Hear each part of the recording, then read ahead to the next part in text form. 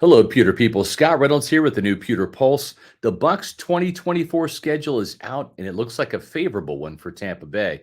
Todd Bowles' team improved from 8 wins in 2022 to 9 wins plus a playoff victory last year. Is 10 wins on the horizon this season? Well, there should be.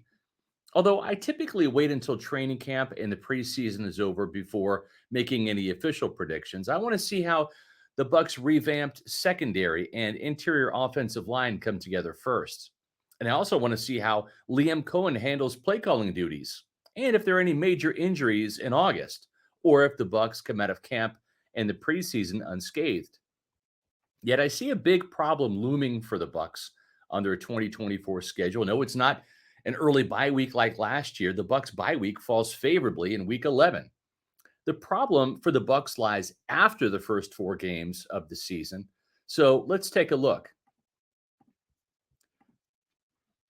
With 3 of the Bucks' first 4 games at home and 2 against teams that have starting rookie quarterbacks this year, there is a chance Tampa Bay could and perhaps should be 3-1 out of the gate.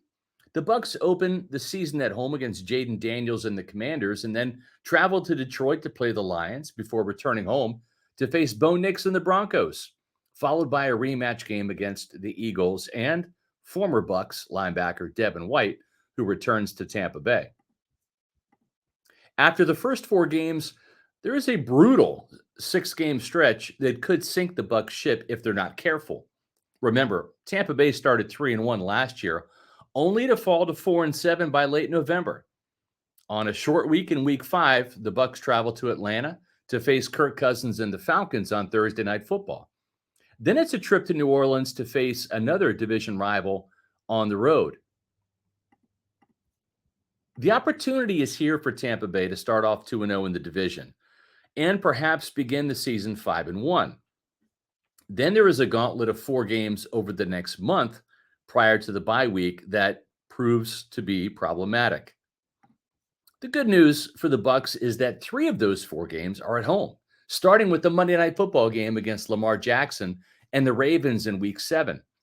Then it's hosting the Falcons in week 8 before traveling to Kansas City to face Patrick Mahomes, Travis Kelce, Chris Jones, and the Chiefs on Monday Night Football.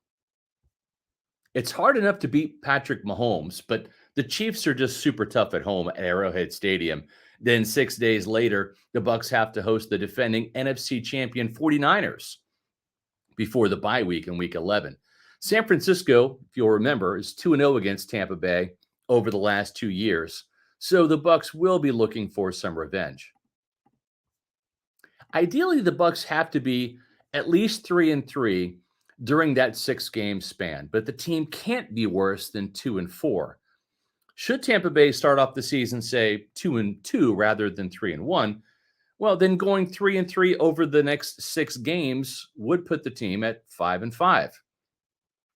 But if the Bucks are 2-4 during that problematic 6 game stretch I just talked about, after say a 2-2 start, then Todd Bowles and company are 4-6 heading into the bye week.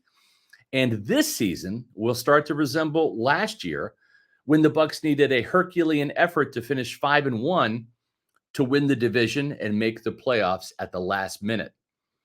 On paper, there are some easier games down the stretch where the Bucks could make up some ground if necessary, or pull away in the division if they survive that gauntlet of games and head into the bye week, say 6-4 or better.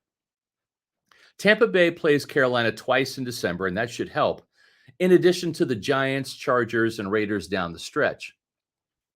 But tough games against the Cowboys on Sunday Night Football in Week 16 and at home against the Saints to finish the season loom large. The other real problem I have with Tampa Bay's schedule this year is the NFL pitting the Bucks against the Falcons twice in the first 8 weeks of the season. I mean, aren't these 2 teams supposed to be the top contenders in the NFC South? Come on. What was the NFL thinking? Why not have the Bucks and the Falcons play each other once early and once later? That seems to make more sense. If the NFL had swapped out, say, the Saints for the Falcons on the Bucks schedule this year, that would have been epic. Then Tampa Bay could play Atlanta at Atlanta in week 6 and then host the Falcons in week 18. As we've seen in years before, the NFC South champion is typically decided in the final week of the season. This year really should be no different. Overall, I think it's a great schedule for the Bucs. A lot of the more challenging games this year will be at home, and that should help Tampa Bay. And the Bucs do have 9 home games this year and only 8 on the road with the 17-game schedule. The key to a successful season for Todd Bowles' troops will be to avoid another midseason slump. They got to really perform during that brutal 6-game stretch. Hopefully the Buccaneers have learned that lesson from a year ago.